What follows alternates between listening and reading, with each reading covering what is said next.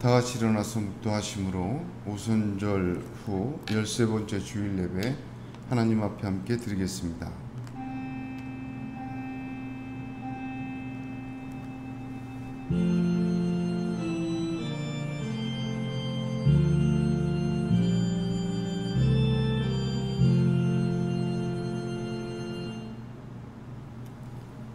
그러므로 여호와께서 내 의를 따라 갚으시되 내 목전에 내 손에 깨끗한 대로 내게 갚으셨도다. 완전한 자에게는 주의 완전하심을 보이시며 주께서 나의 등불을 켜심이여 여호와 내 하나님이 내 흑암을 밝히시리이다. 아멘. 43장 함께 찬송하겠습니다.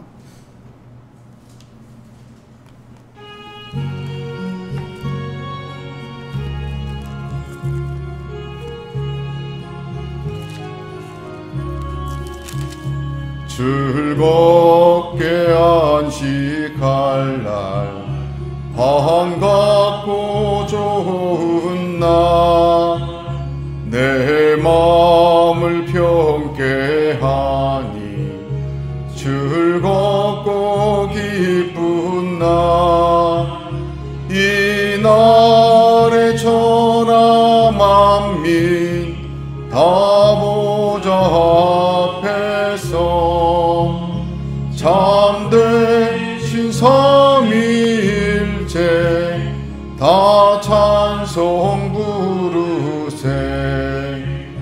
이날에 하늘에서 새 양식 내리네. 성회로 모이라고 종소리 울리네. 복음의 밝은 빛은 온 세상 비치며 또 영생물이 흘러 시원케 하시네.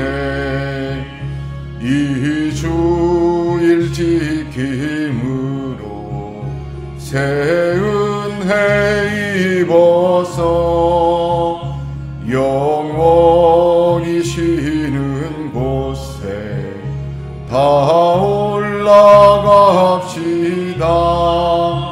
성부께 찬미하고 성자와 또 성령 참되신 삼위일체 다 찬송 부르세.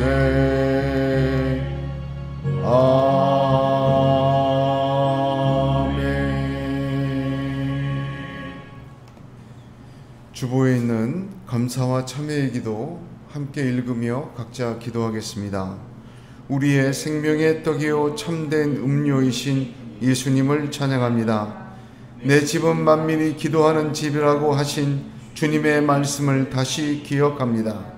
물은 마음이 가난하고 심령에 통회하며 내 말을 듣고 떠는 자 그 사람은 내가 돌보신다고 하셨습니다.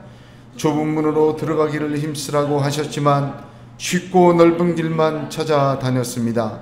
거룩한 것을 개에게 주지 말며 너희 진주를 돼지 앞에 던지지 말라고 하셨는데 너무 쉽게 보물을 던졌습니다.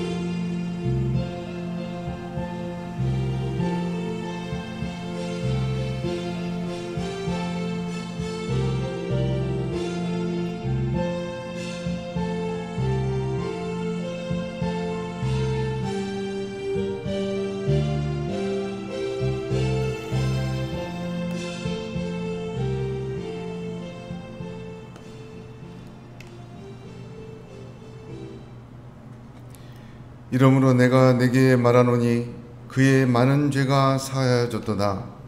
이는 그의 사랑함이 많음이라. 아멘.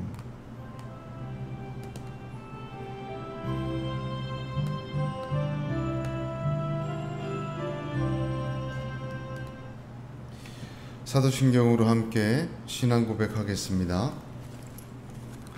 전능하사 천지를 만드신 하나님 아버지를 내가 믿사오며 그 외아들 우리 주 예수 그리스도를 믿사오니 이는 성령으로 잉태하사 동정녀 마리아에게 나시고 본디오 빌라도에게 고난을 받으사 십자가에 못 박혀 죽으시고 장사한 지 사흘 만에 죽은 자 가운데서 다시 살아나시며 하늘에 오르사 전능하신 하나님 우편에 앉아 계시다가 저리로서 산자와 죽은 자를 심판하러 오시리라.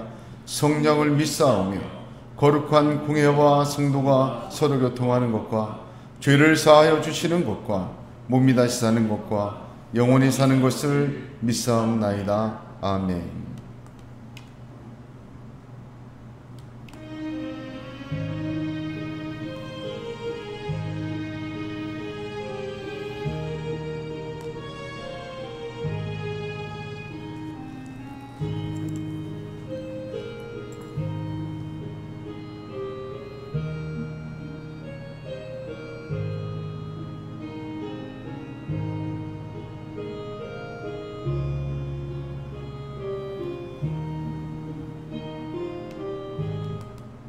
자리에 앉아서 성시기도군 제80번 함께 교독하겠습니다.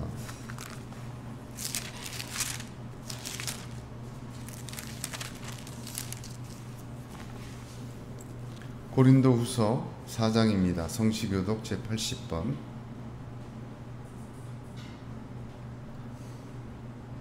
우리가 이 보배를 질그릇에 가졌으니 이는 심히 큰 능력은 하나님께 있고 우리에게 있지 아니함을 알게 하려 함이라. 우리가 사방으로 우겨쌈을 당하여도 쌓이지 아니하며 답답한 일을 당하여도 낙심하지 아니하며 박해를 받아도 버림받지 아니하며 거꾸로 대입을 당하여도 망하지 아니하고 우리가 항상 예수의 죽음을 몸에 짊어짐은 예수의 생명이 또한 우리 몸에 나타나게 하려 함이라.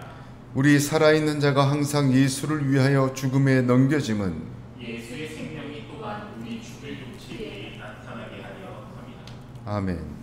찬송 320장 같이 찬송하겠습니다.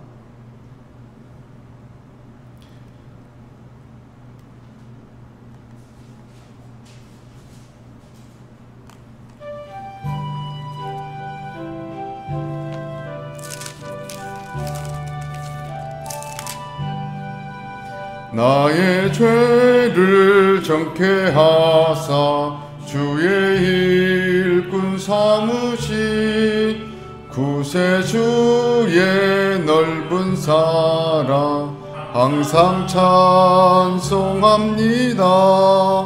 나를 일꾼 삼으신 주 크신 능력 주시고 언제든지 주 뜻대로 사용하여 주소서.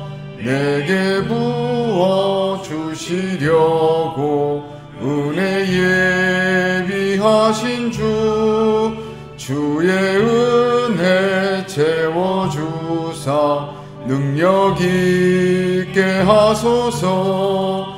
나를 일꾼 삼으신 주 크신 능력 주시고 언제든지 주 뜻대로 사용하여 주소서. 죄의 짐을 풀어주신 주의 능력 크도다. 나를 피로 사신 예수 내 맘속에 오소서.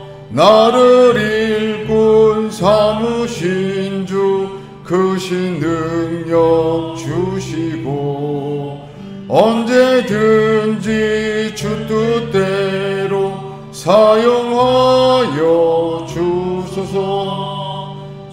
제자에게 성령으로 충만하게 채우사 생명수가 강물처럼 흐르게 하옵소서. 나를 일꾼 삼으신 주 크신 능력 주시고 언제든지 사용하여 주소서. 아멘.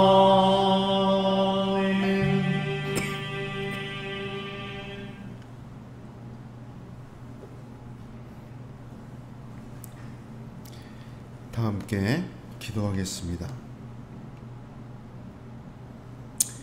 은혜와 자비가 충만하신 하나님 아버지, 주님의 역사와 사랑과 기억하심과 돌보심 가운데 한 주를 지내고 다시 하나님 앞에 엎드려 예배함으로 한 주를 맞이하게 하여 주신 하나님을 찬양합니다.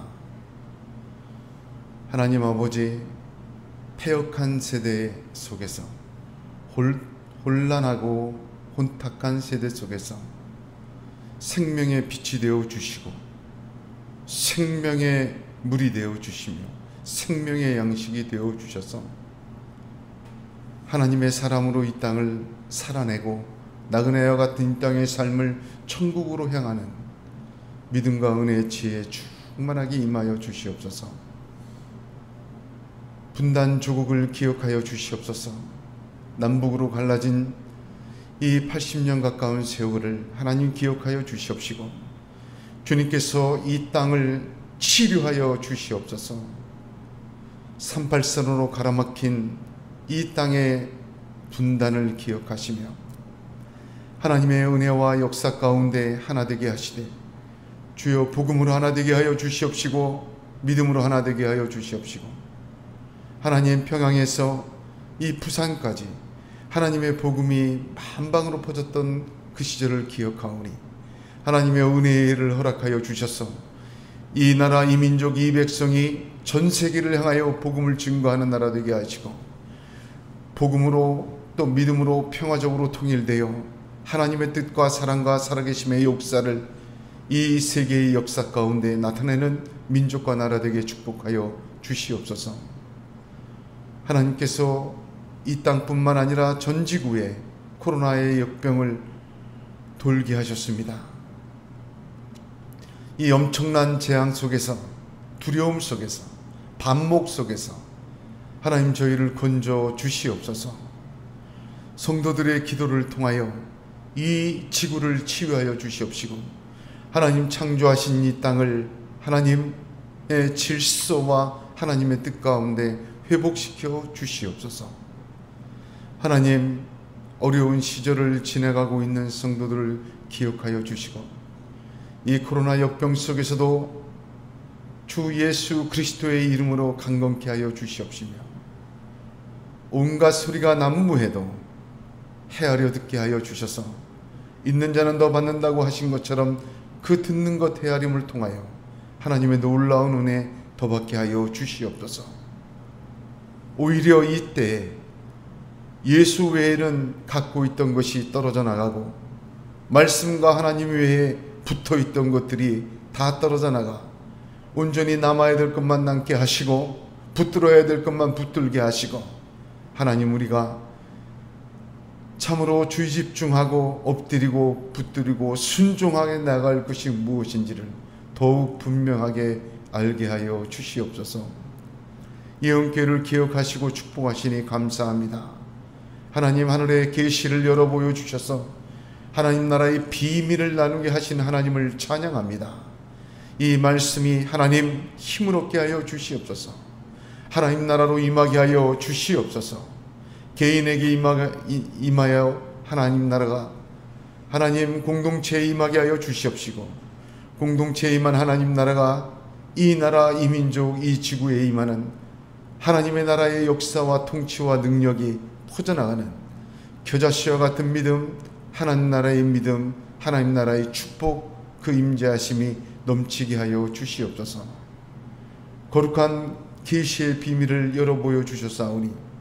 주여 말씀이 힘을 얻게 하여 주시옵소서. 눈먼 자 눈뜨게 하시고 눈의 비늘이 벗겨지게 하여 주시옵소서. 하나님, 육신의 할례가 아닌 마음의 할례요 영혼의 할례인 그리스도의 할례 받게 하여 주시옵소서. 안전뱅이가 일어나 뛰게 하시고 하나님을 찬양케 하시며 벙어리가 말을 하게 하여 주시옵시고 전원자가 고침받게 하시며 마귀가 물러가고 병마가 나음을 얻는 하나님 나라의 역사와 임재의 능력이 나타나게 하시고 하나님의 통치가 이루어지게 축복하여 주시옵소서. 그로 말미암아 주 예수 그리스도의 십자가의 피 묻은 복음은 땅끝까지 증거하게 하여 주시옵시고 주님 선교와 전도의 귀한 사명과 명령을 주님 오실 때까지 순종할 수 있도록 예언교회를 축복하시고 사랑하시고 역사하여 주시옵소서. 하나님 아버지, 겸손하고 겸비한 자를 물리치지 않으신다고 하셨습니다. 하나님, 이 시간에 겸손한 마음으로 무릎 꿇사오니 하나님 앞에 높아진 모든 것 낮아지게 하여 주시옵소서. 하나님 앞에 교만했던 것 하나님 다 사라지게 하여 주시옵소서. 하나님, 생각이 교만하고 마음이 교만하고 인생의 의지가 하나님에게 있지 않고 다른 것에 두었던 저희를 용서하여 주시옵시고 주님, 우리의 영혼까지도 새롭게 창조하여 주셔서 하나님의 새로운 사람으로 날마다 서게 축복하시고 역사하여 주시옵소서. 하나님, 저희들의 간구와 소원을 아시는 하나님, 내 이름으로 구하라고 말하신 주님의 말씀대로 예수의 이름으로 구한 모든 것이 영적인 것에서 육적인 것으로 삶에 이르기까지 하나님 응답받게 하여 주시옵시고 기도한 것보다 소원한 것보다 더 크신 하나님의 지혜로 더 위대한 하나님의 사랑으로 가득 채워주시고 응답하여 주시옵소서. 답답한 심령을 시원케 하여 주시옵소서. 낙담과 절망과 배반과 고통 속에 있는 영혼을 하나님 새 생명으로 채워 주시옵소서. 하나님의 뜻과 반대되는 세상의 지혜와 악함과 시험 속에 있는 자들을 건져 주시옵시고 하나님의 뜻 가운데로 인도하여 주시옵소서. 하나님, 저희들 가운데 물질로 채워가시는 하나님께서 사람으로 채워가시고 사람으로 채우실 하나님께서 기업으로 또한 채우실 줄로 믿사오니 주여, 이 땅을 살면서 하나님 나라의 영적 기업 충만하게 채워가는 우리 모두가 되게 하여 주시옵소서. 하나님이 어두운 시절에 우리 주변을 돌아봅니다. 특별히 하나님 불신자의 가족들을 위하여 기도하오니 예수 믿고 구원받게 하여 주시옵소서. 변화되게 하여 주시옵소서. 하나님, 딱딱한 그 심령을 터치하여 주시옵시고 하나님의 사랑과 그 어미하신 은혜를 알게 하여 주시고 깨닫게 하여 주시는 성령의 역사로 임하여 주셔서 예수 믿고 구원받게 하여 주시옵시고 주 예수 그리스도의 이름으로 하나님의 자녀로 살도록 축복하여 주시옵소서. 하나님, 우리의 입술과 생각과 마음을 사용하여 주시옵소서. 하나님의 나라를 증거하게 하여 주시옵시고 그 하나님의 나라를 살게 하여 주셔서 임하신 하나님 나라가 세워져 가고 완성되어 가는 놀라운 천국의 역사 보게 하여 주시옵소서. 육신과 마음의 연약함을 고치시는 하나님, 이 시간 우리를 치료하여 주시옵시고 주의 말씀으로 강건케 하여 주시옵시며 하나님, 폭풍 우치는 바다와 같은 인생을 항해하는 우리에게 주님 뚜렷한 별이 되어 주시옵시고 또한 하나님의 항구로 안전히 인도하는 주님의 특별한 보호하심과 은혜가 넘치게 하여 주시옵소서. 이 모든 말씀을 우리를 죄악에서 구속하신 나사렛 예수 그리스도 이름 받들어 기도드리옵나이다. 아멘.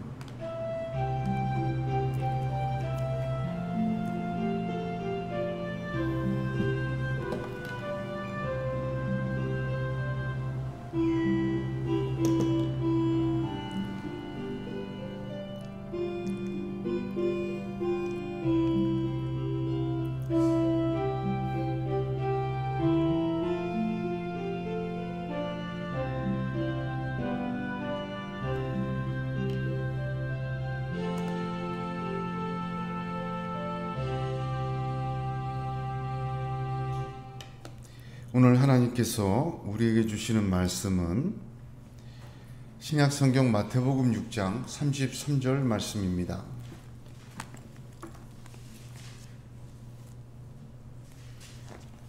마태복음 6장 33절 한 절 말씀 저와 여러분이 한 목소리로 같이 봉독하겠습니다.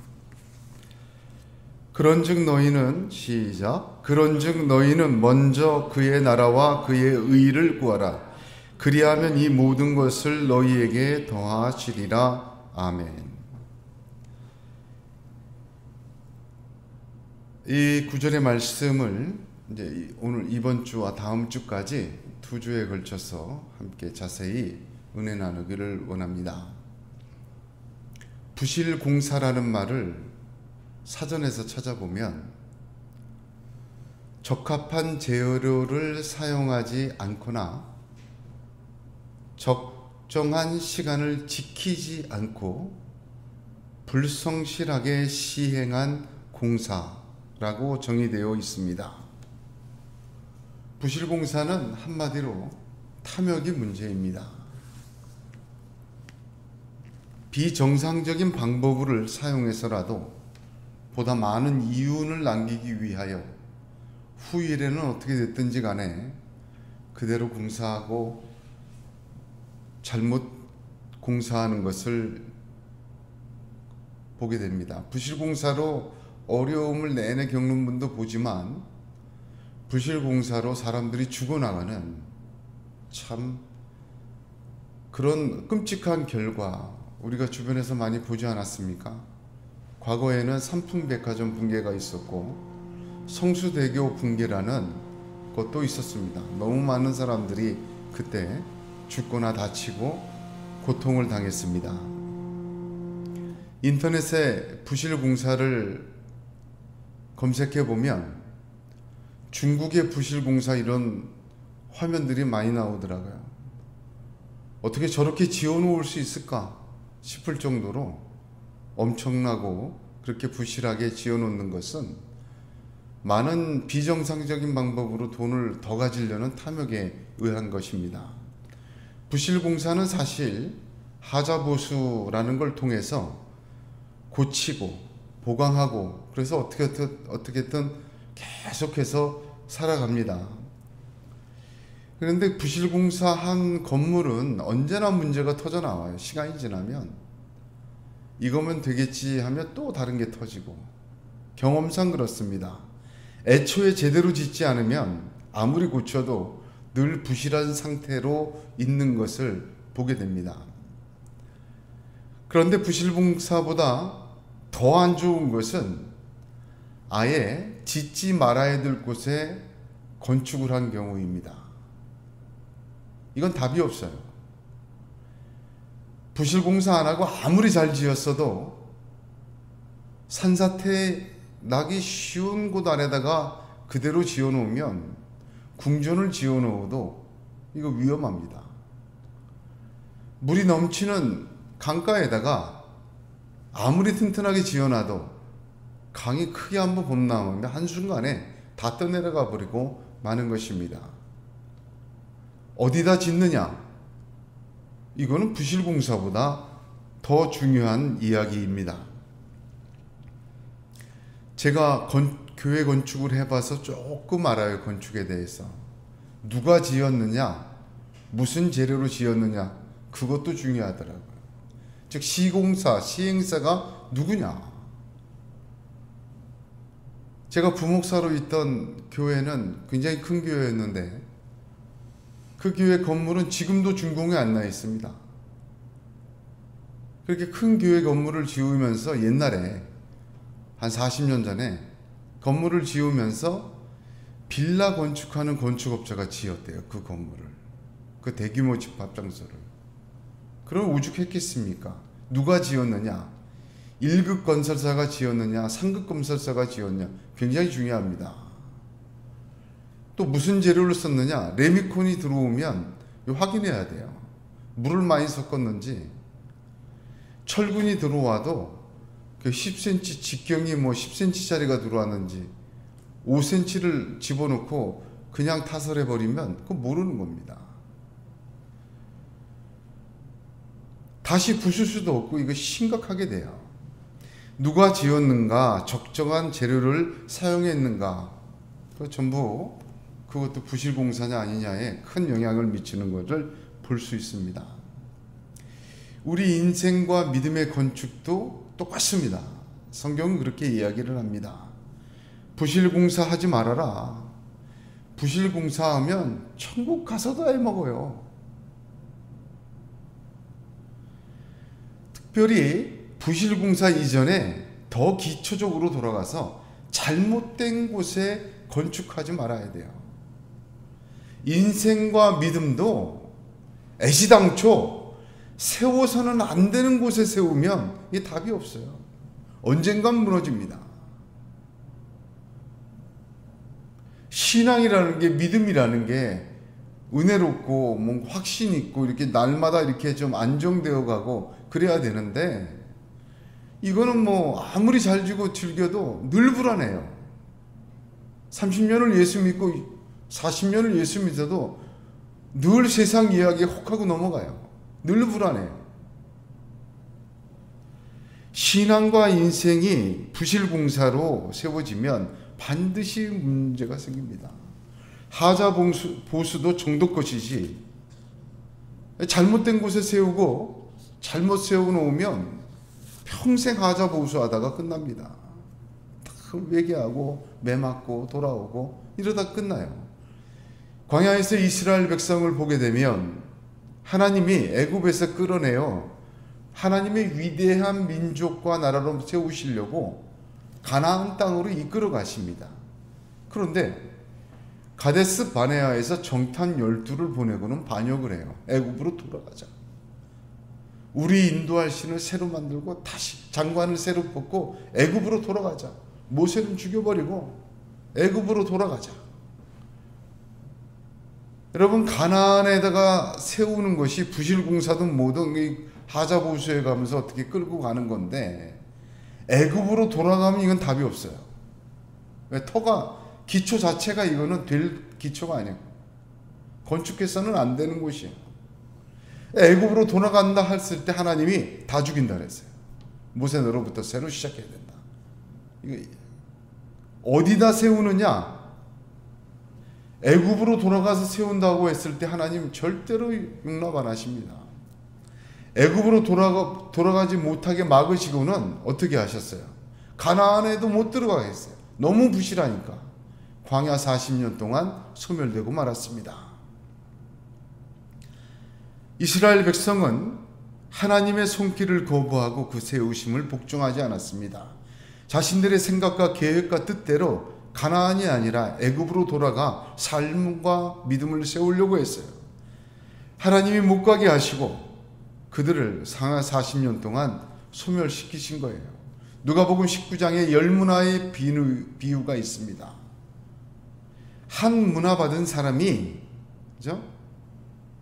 한 문화를 받아서 수건 싸놨다가 주인 오니까 고이 돌려줬어요.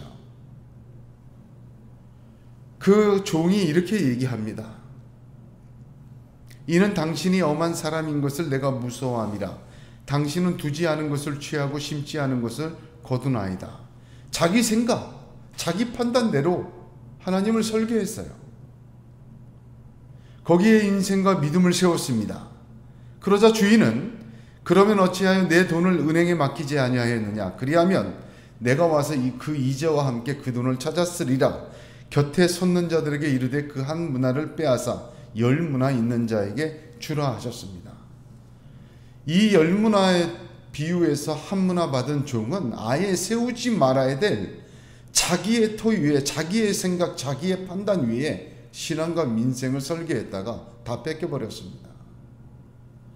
하나님은 우리의 인생, 우리의 믿음의 주인이십니다. 하나님이 설계하시고 하나님이 시공하시는 대로 우리 인생과 믿음은 지어져 가야 온전하고 아름다워집니다. 오직 예수의 반석 위에 우리가 세워져야 한다는 말씀입니다.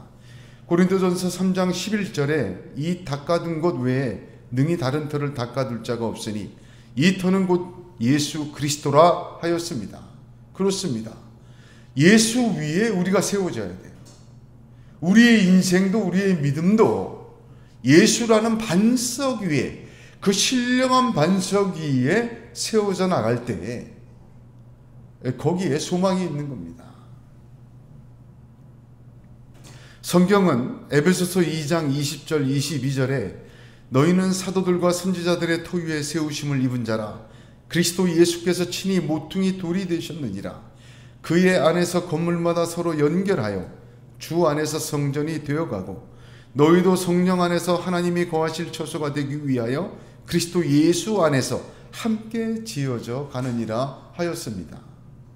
하나님께서 설계하신 대로 하나님께서 지어가시는, 하나님이 건축주가 되어 예수 그리스도의 반석 위에 예수 그리스도가 머릿돌 되어서 하나님의 재료들로 채워져 가는 그런 인생, 그런 믿음, 놀라운 하나님의 지혜와 역사가 가득할 줄로 믿습니다.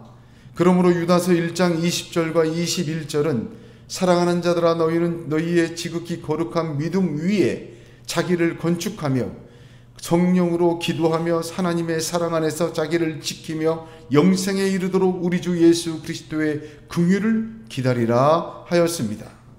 사랑하는 성도 여러분, 우리가 일평생 몇십 년 사는 집을 짓거나 살 때도 얼마나 많은 것을 따집니까? 발품을 팔고 지식을 동원해도 아주 작은 부분까지도 얼마나 세심하게 따지고 계획하는지 모릅니다. 아파트를 살 때도 이게 메이커 아파트냐, 누가 지었느냐, 그거 따집니다. 학군도 따지고 위치도 따지고 구조도 따지고, 전원주택을 고를 때도 얼마나 신중하게 값을 치르다도 제대로 된 집을 얻기를 위해 노력해요. 날림으로 지은 거 원치 않아요. 자기가 살 집이라면. 우리 흔히 그런 말 하죠. 이렇게 막 지어놓고 그냥 참으면서 대충 고쳐가면서 하세요 그러면 하고 싶은 말씀, 당신 집이면 그런 말이 나오냐. 여러분, 우리가 잠시 머물다가 사는, 인생이 사는 집도 이런데 하물며 우리 인생과 신앙은 영원합니다. 영생을 받았어요. 우리 신앙은 여기 이 땅의 삶으로 끝이 아닙니다. 잠시 나그네와 같이 왔다 가는 이 땅과는 비교할 수 없는 천국을 바라보는 것입니다. 눈에 보이는 집과 땅의 사람들은 광분합니다. 오죽하면 청와대도 그만두겠습니까? 하물며 우리 인생과 영혼과 천국에 대하여 어찌해야 되겠습니까? 온전한 터 위에 우리 인생과 믿음을 세워야 합니다. 창조주 하나님의 손길에 건축되어져 가야 되겠습니다.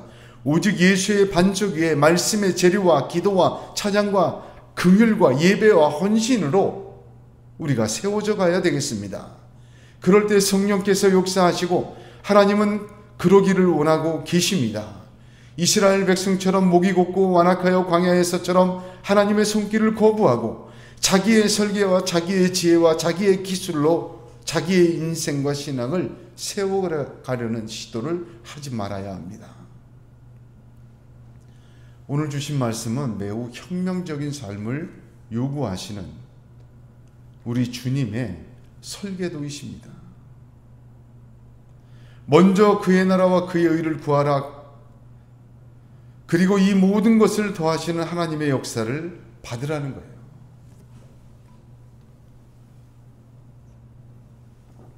순서를 말하는 겁니다. 아니, 우리가 먼저 해야 될 것이 아니라 우리에게 먼저 일어나야 될 것을 말씀해 주고 있습니다. 건축을 할 때 지붕부터 얹을 수는 없는 것입니다. 그렇지 않습니까? 지붕부터 얹고 바닥 공사할 수 없죠. 기초를 잘 닦아놓고 주초를 세우고 그리고 나서 지붕을 얹는 게 이건 뭐 상식 아니겠습니까?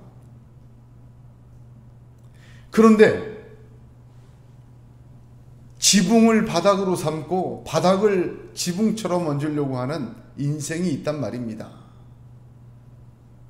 우리 인생들이 잘하는 기술인 염려라는 것입니다. 염려를 기초로 해서 그 위에 하나님 나라와 그의 의를 세우려고 하고 있습니다. 이것은 정말 부실 공사가 아니라 아예 무너질 공사입니다. 오히려 하나님 나라와 하나님의 의 위에 우리의 염려를 세워가는 겁니다. 먼저라는 말은 나중도 있다는 말입니다. 하나님의 말씀은 우리의 염려를 부정하지 않습니다. 우리의 염려를 인정합니다. 그러나 순서가 올바를 때, 제대로 하나님의 설계대로 진행하여 나갈 때 염려는 축복이 되고 마는 것입니다. 예레미야가 3장 32절 33절 말씀에 저가 비록 근심케 하시나 그 풍부한 자비대로 긍휼히 여기실 것입니다. 주께서 인생으로 고생하며 근심하게 하심이 본심이 아니시로다. 하나님이 그렇게 은혜의 제로로 사용하신다는 말입니다. 부실하든 튼실하든 어쨌든 간에 어디에 세우는가? 예수라는 반석 위에 예수의 말씀하신 삶의 방식대로, 삶의 법칙대로 세워져 가는 것, 지혜로운 자입니다. 창수가 나고 비가 몰아쳐도, 바람이 몰아쳐도 절대로 넘어지지 않습니다. 이 확신과 이 주님의 설계가 저와 여러분에게 큰 믿음으로 다가오시기를 주님의 이름으로 축복합니다. 말은 쉬운데 사실 이거 굉장히 어렵습니다. 이거 쉬운 게 아닙니다. 예수님께서는 마태복음 5장 1절부터 7장까지 산상수훈이라는 말씀을 전하십니다. 예수님의 설교 가운데 가장 긴 설교요. 특히 산이라는 장소가 중요합니다. 시내산에서 모세를 통해 하나님의 말씀이 하나님의 백성, 새로운 백성에게 주어진 것처럼 이제 새로운 산에서 주님은 자기의 백성 예수의 것들에게 새로운 하나님의 말씀을 선포하는 내용입니다. 매튜 헨리라는 주석가는 산상설교에서는 기독교의 교리적인 내용이 많지 않다. 즉 여러 가지 믿어야 할 내용보다 오히려 그 전체의 주제가 되는 것은 실천해야 할 일에 대해서이다.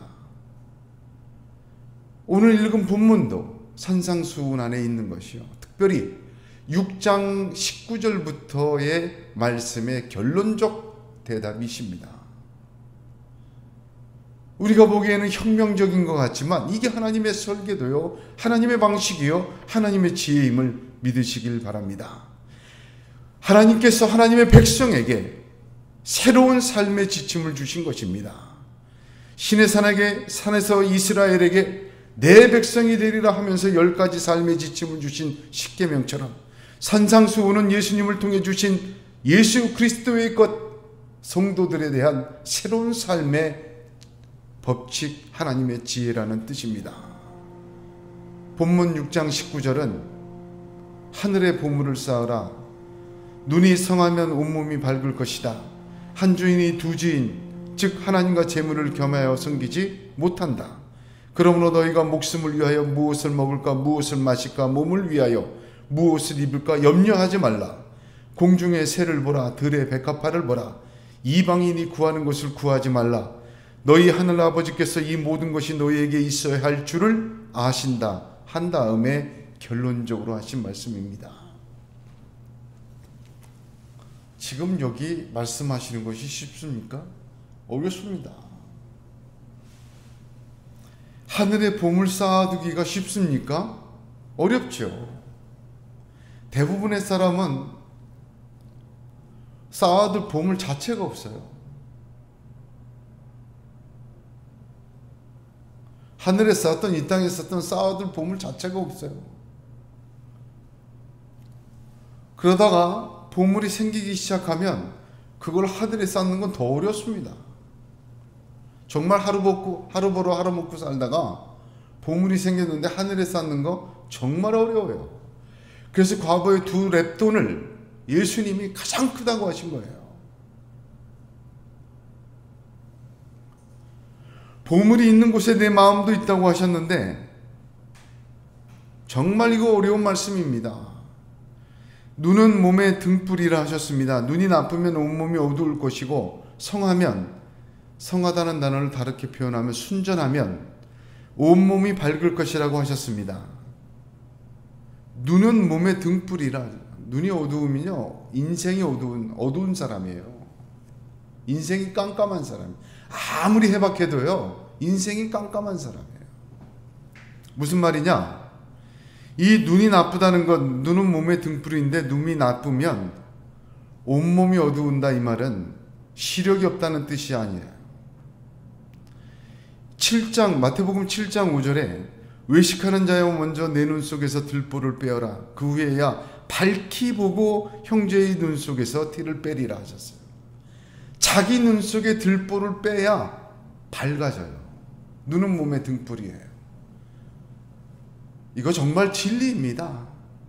아무리 날카롭게 남을 비판하고요, 아무리 해박한 지식을 가지고 남을 얘기하고 시대를 분별해도 자기 눈에 들보 차고 있는 사람은 어두운 사람이에요. 암만 그래봐요. 맞아. 내로남불이라고 하지 않습니까? 그래서 내가 하면 로맨스, 남이 하면 불륜. 자기 눈에 들보를 갖춘 상태에서는 아무리 남의 눈에 티를 찾아내도요, 자기 자신은, 그 사람은 어두운 인생이에요.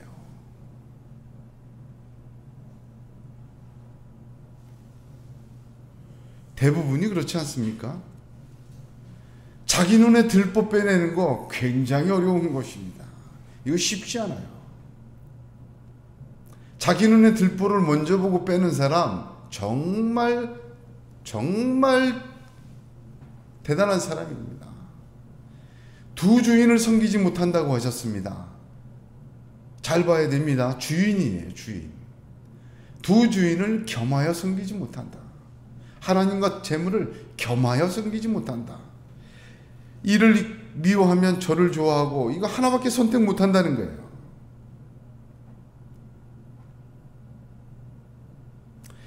예수님께서 산에서 말씀하신 이 새로운 삶의 법칙, 어렵습니다. 아니, 불가능해요. 이 땅을 살면서 겨자씨만한 믿음도 없는 우리들에게 정말 이렇게 살 수 있는 힘과 능력이 있을까? 아니, 이게 가능한 이야기입니까? 소수의 몇몇 사람 말이죠. 믿음이 뛰어나거나 아주 위대한 사람이거나 특별히 이렇게 결단자라는 사람이거나, 전 100명이면 1명, 1000명이면 1명 정도지 모두가 그럴 수 있는 것은 아니다. 또 당장 그렇게 해서 어떻게 사냐 말이야. 지금 여태까지 이렇게 살아왔는데 믿다 보면 언젠가는 천천히 그렇게 되겠지. 전도서 3장 18절에 내가 심중에 이르기를 인생의 일에 대하여 하나님이 저희를 시험하시리니 저희로 자기가 짐승보다 다름이 없는 줄을 깨닫게 하려 하심이라 하였노라 하였습니다. 절대로 그런 말씀 아닙니다. 지금 당장 하라는 거예요. 이렇게 성도는 육의 존재로 이 땅에 살면서, 이 세상에 살면서 하나님의 사람으로, 하나님의 백성으로, 하나님의 자녀고 살아나가는 존재입니다. 유업을 이을 자가 되어서 약속대로, 언약대로 이제 유업 이은 자로 세워져 가야 합니다. 하나님을 모르면 몰랐다고 할 텐데 이제 이 세상에서 하나님 나라도 들었습니다. 그럼에도 불구하고 내가 예수 믿기 전처럼 살아가는 방향대로 그대로 살아갈 수는 없는 상황입니다. 그렇다고 해서 주님의 말씀 좋은 건 알겠지만 이 말씀대로 살아갈 힘도 없습니다. 한두 번 마음 먹고 그렇게 애쓰고 노력해 보니까 세상을 겪어보면 온갖 시험과 유혹과 돈의 힘과 정사와 권세가 결코 그렇게 살 수 있도록 우리를 놓아두지 않습니다.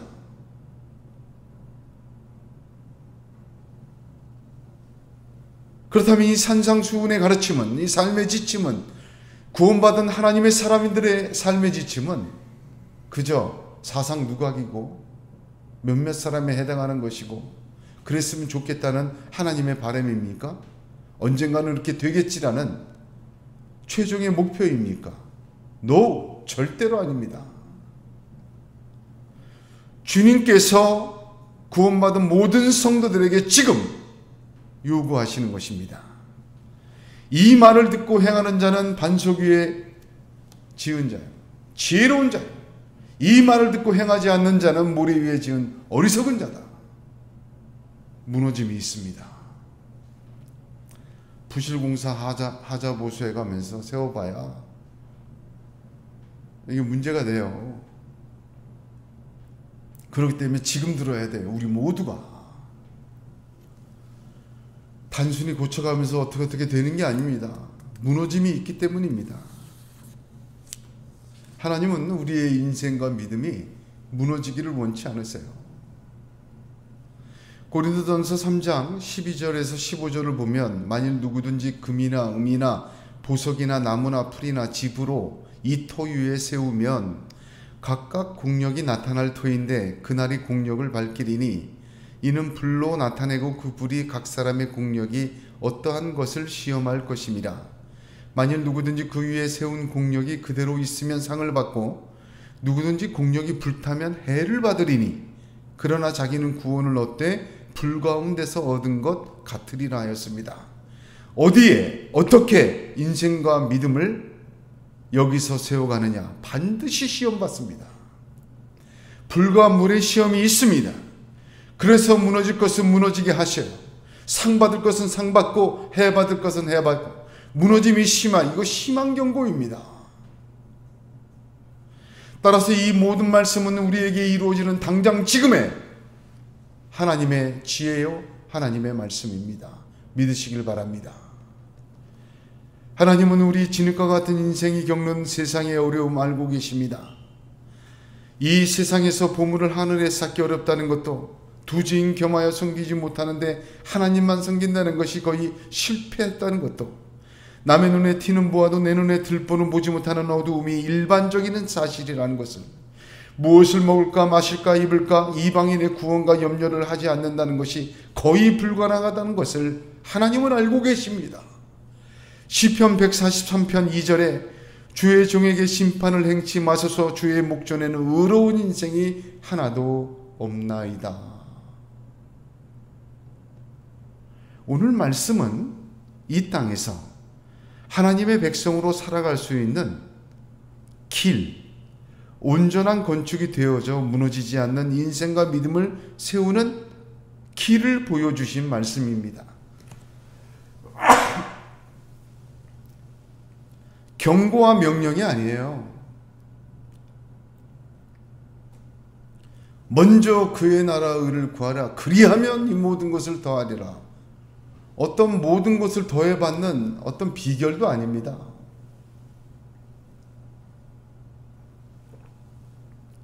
내 눈에 들보를 뺄 수 있고 한 주인만 섬길 수 있고 하늘의 보물 쌓을 수 있는 거, 그런 길이 어딨냐. 오늘 말씀 6장 33절은 하나님의 솔루션이에요. 그런 인생에 대한.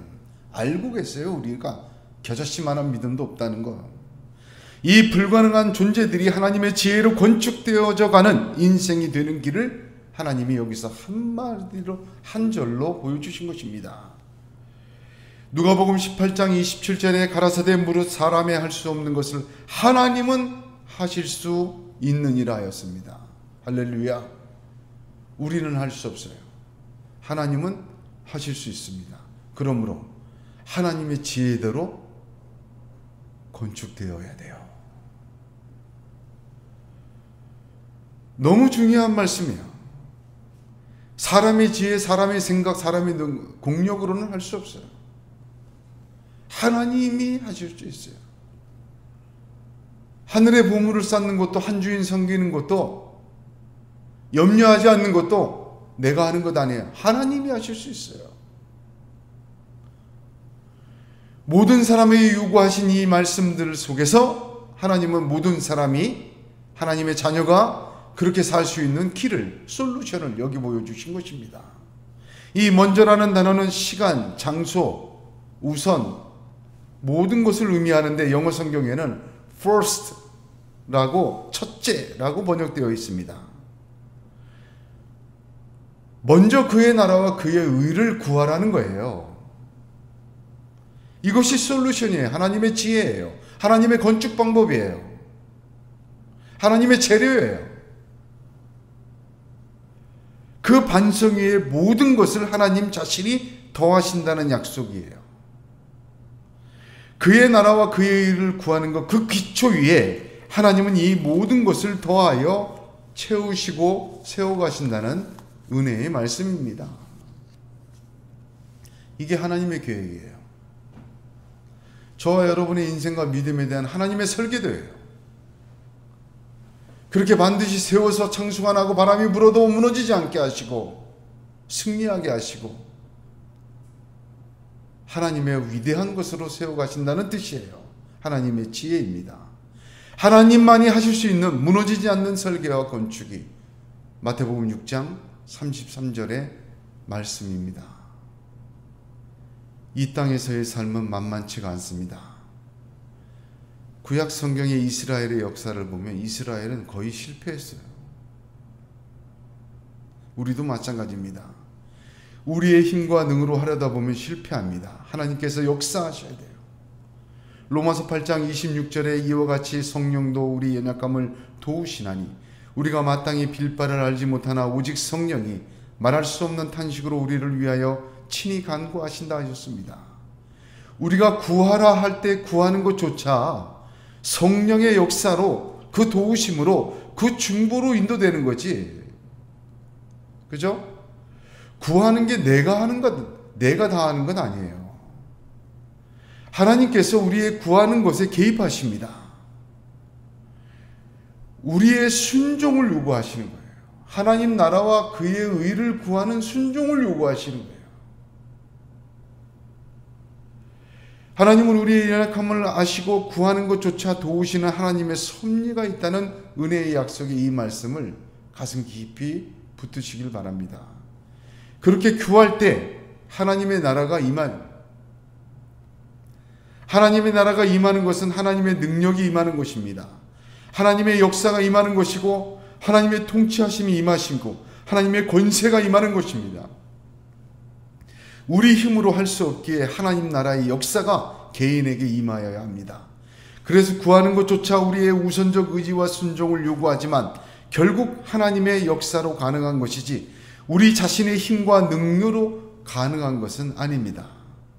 우리가 그렇게 이 말씀에 순종하고 구하기 시작할 때 성령님은 중보하시고 우리 빌 바를 알게 하시고 도우시고 하나님의 나라 우리에게 임하게 하실 줄로 믿으시길 바랍니다. 그러므로 구하는 우리의 순종을 통해 하나님은 하나님의 뜻대로 온전히 구하게 하십니다. 누가복음 19장 삭개오를 보십시오. 그는 전생애를 로마의 식민지인 이스라엘의 동족을 수탈하는 세금 징수원이었습니다. 로마의 공무원으로 살았어요. 그런 자가 수탈하는 로마의 지배자의 도구 되어버린 이런 사람이 삭개오 같은 자가 절대로 하나님의 백성으로 살아갈 능력이 없는 사람이에요. 이미 돈에 눈이 멀은 사람이에요. 그에게 있는 것이란 염려의 터전에 이 땅에 쌓아둔 보물밖에 없었던 존재예요. 그가 예수를 만납니다.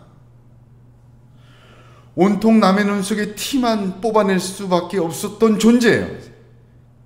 그러나 그가 예수를 만나고 예수 위에 자신의 삶을 다시 건설하고 세워가게 됩니다.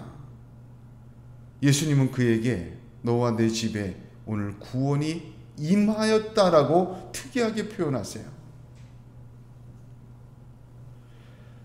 단순한 그뿐만 아니라 그의 집에까지 그를 통해 구원받은 것뿐만 아니라 구원받음으로 하나님의 자녀와 백성된 존재로 그 나라와 의로 살아갈 수 있도록 하나님의 통치와 능력과 권세가 임했다는 거예요. 다시 세울 때 하나님의 통치와 나라와 권세가 임하게 되는 것입니다. 그리고는 주님은 그것이 기초가 됐을 때 이 모든 것을 더하시리라 말씀하셨습니다. 그런데 오늘 성경 6장 33절을 보면 그리하면이라고 해서 조건문처럼 보여요. 네가 먼저 이걸 해주면 내가 이걸 해줄게. 절대로 그런 뜻이 아닙니다. 원문 성경을 보면 그리하면이 아니라 헬라어로 카이, 영어로는 and, 우리말로는 그리고라고 바로 연결되어 있어요. 먼저 그의 나라와 그의 의를 구하라. 그리고 이 모든 것을 더하시리라. 연결되어 있단 말이에요. 먼저 그의 나라의 의를 구하는 것도 하나님의 통치요. 더하시는 것도 하나님의 통치. 이거 같이 가는 거예요. 무슨 말인지 이해가 되십니까?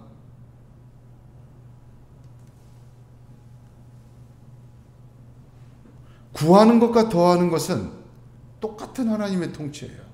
같이 가는 거예요. 더하시는 것은 하나님의 통치이고 그의 나라와 의를 구하는 것은 우리 자신의 통치가 아닙니다. 이렇게 생각하면 큰일 납니다. 둘 다 하나님의 다스리심이시고 하나님의 통치입니다. 하나님 나라와 하나님 나라의 의는 우리가 구하는 순종을 통해 성령의 역사로 임하는 것입니다. 우리가 하나님의 나라와 의를 먼저 구하는 것도 하나님의 역사입니다. 그 역사로만 가능합니다. 그리고 거기에 그 토대 위에 이 모든 것, 즉 이 땅에 먹을 것, 마실 것, 입을 것, 사람들이 노아의 때와 롯의 때, 롯의 때, 멸망 때까지도 파묻혀 있던 인생의 그 먼지와 안개 같음에 한계도 더해 주신다는 말씀입니다. 그래야 제대로 세워진다. 인생과 믿음이 제대로 아름답게 건축되어 무너지지 않는다 말씀하고 약속한 하나님의 지혜를, 하나님의 설계를, 하나님의 그 건축하심을 보여주시는 말씀인 것입니다. 먹고 마시고 입는 것, 대단한 힘을 가진 것입니다. 이거 인정해야 돼요.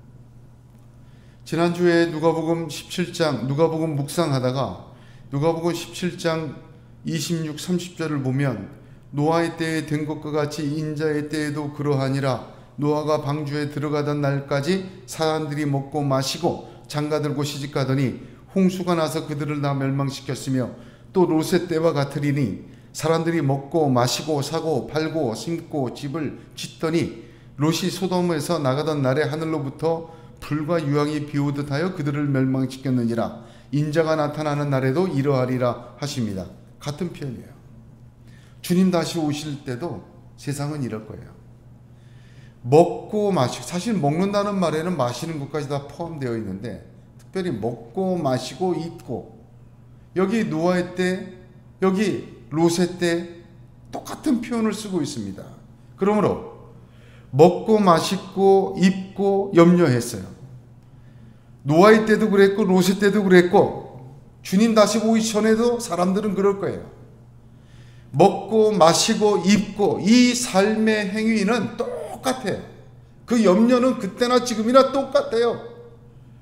심판받았잖아요. 그렇게 살다가 다 무너져 버리고 말았잖아요. 역사가 증명하지 않습니까?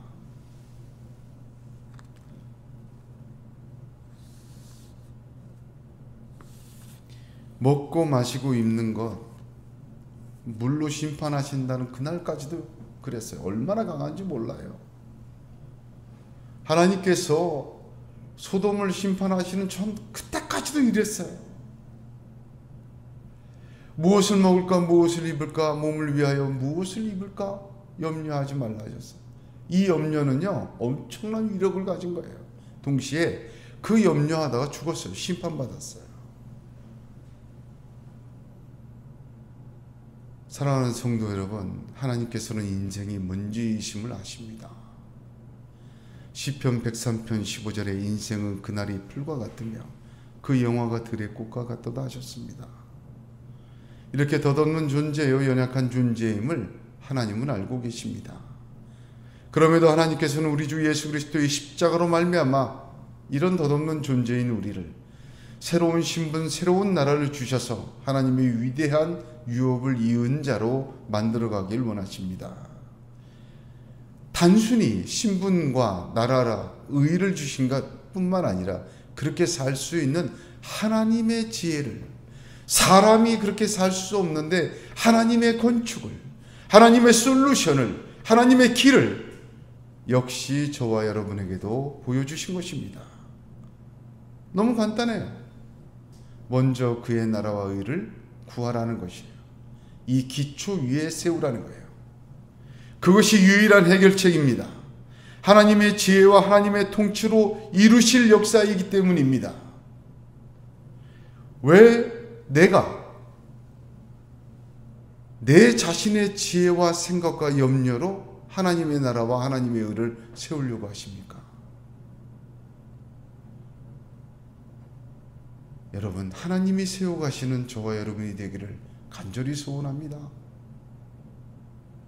내 지혜로 세워가는 인생과 믿음이 아니에요. 내 염려 위에 건축되는 인생과 믿음이 아니에요. 하나님의 축복과 약속 위에 건축되는 인생과 믿음, 하나님의 재료들로 세워져가는 넘어지지 않는, 무너지지 않는 하나님의 사람 되시기를 주님의 이름으로 축복합니다. 우리의 구함과 우선순위와 염려까지도 하나님의 통치 가운데 놓아두시기를 바랍니다. 그건 내 통치에 있으면 안 돼요. 심판하는 날까지도 우리를 삼켜버립니다.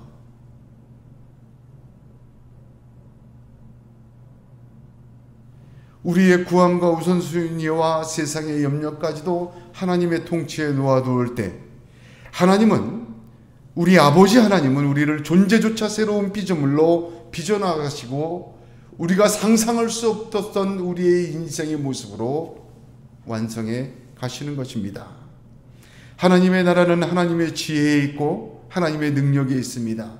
하나님의 통치에 있는 것이고 하나님의 은혜와 자비에 있습니다. 아버지 된 하나님의 사랑과 축복 가운데 있습니다. 우선 하나님의 나라와 그의 의를 구하시기 바랍니다. 이 말씀에 순종하기 바랍니다. 내가 세워가는 영역이 있어 하나님이 간섭하지 못하게 하는 어리석음을 버리시기 바랍니다. 특히 염려해서 그렇습니다. 하나님은 우리의 염려함도 통치하기 원하십니다. 우리 이 땅에 무엇을 먹을까, 무엇을 마실까, 무엇을 입을까의 염려조차도 하나님의 통치 아래 두고 먼저 그의 나라의 의를 구할 때 하나님께서 하나님의 지혜와 하나님의 방법대로 우리를 놀라운 하나님의 언약에 약속하신 하나님의 나라의 백성으로 세워가시고 완성할 줄로 믿습니다.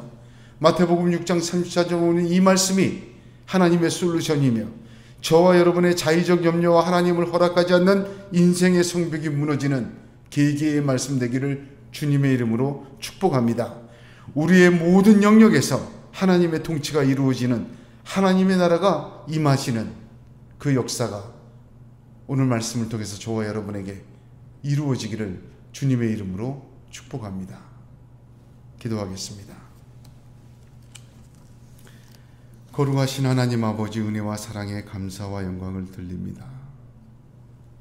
오늘 저희에게 함께 하신 하나님의 그 은혜를, 먼저 그의 나라와 의를 구하라, 그리고 이 모든 것을 너희에게 더하신다는 이 말씀이 신비에 새겨지는 역사와 통치가 있게 하여 주시옵소서. 그런 말미암아 하나님의 뜻대로 세워져, 하나님의 지혜로 세워져, 하나님의 아름다운 사람이 유업을 이은 자로 완성되는 우리 모두가 되는 놀라운 역사가 있게 하여 주옵소서. 예수님의 이름으로 기도드리옵나이다. 아멘. 447장 함께 찬송하겠습니다.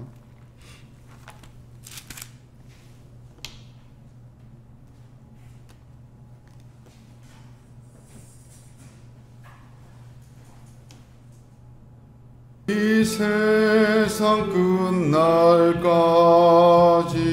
주 섬겨 살리니 내 친구 되신 주여 늘 함께 하소서. 주 나와 함께 하면 전쟁도 주 나를 인도하면 늘 안심하리라. 나 주를 따를 때에 주 약속하신 것, 그 영광 중에 모두 이루어 주소서.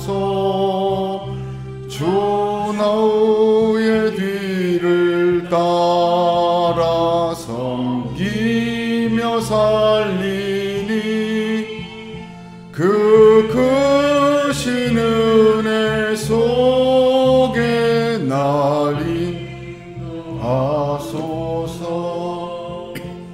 이 세상 온나시고 내 맘을 흔들고 저 악한 원수들이 안팎에 있으니야 주나 사 내 방패 되시고 내 옆에 계신 것을 늘 알게 하소서. 영광 빛난 곳을 주 허락했으니 그 허락하신 곳을 늘 사모합니다. 끝까지 쉬지 않고 알아가리니 주 넓은 사랑으로 날 인도하소서.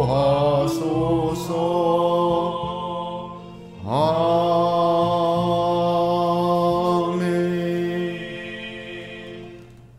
하나님 아버지의 귀한 예물 하나님 앞에 바칩니다. 하나님이 받으시고 영광 받으시며 하나님 이 예물이 구별되어 하나님 앞에 흠양하는 아름다운 제물 되기를 원합니다. 하나님 앞에 믿음으로 드린 손길을 기억하시고 축복하여 주시옵소서. 하나님 그들의 삶의 소산과 생의 소득이 넘쳐나게 하여 주시옵시고 은혜로 갚아 주시옵소서. 돈으로 살 수 없는 기도의 제목들 응답하여 주시옵시고 하나님 나라 임하게 축복하여 주시옵소서. 하나님 이 제물이 쓰이는 곳마다 주님 구별이 있기를 원합니다. 하나님 세상의 제물이 하나님 손에서 우리에게 주어졌으니 하나님 역사의 도구 되게 하여 주시옵소서. 하나님 그로 말미암아 하나님 나라와 복음과 교회가 든든히 세워가는 100배의 결실의 씨앗 되게 축복하여 주시옵소서. 예수님의 이름으로 축복하며 기도드리옵나이다. 아멘. 말씀을 기억하면서 한 나라 한 주를 위해 교회와 나라 민족을 위해 또 목회자를 위해 이 시간에 잠시 기도하겠습니다.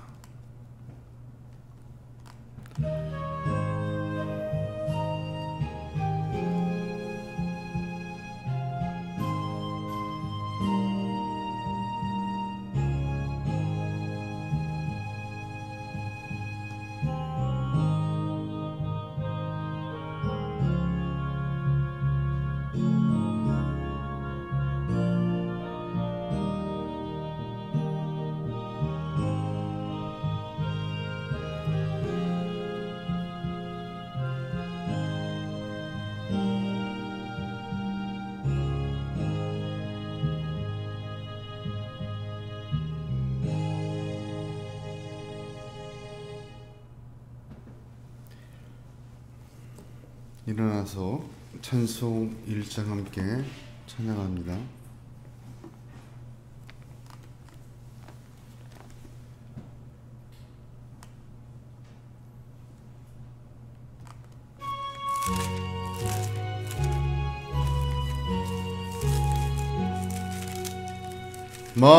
만복의 근원 하나님 온 백성 찬송 드리고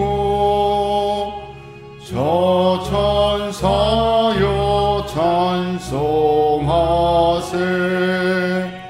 찬송 성부 성자 성령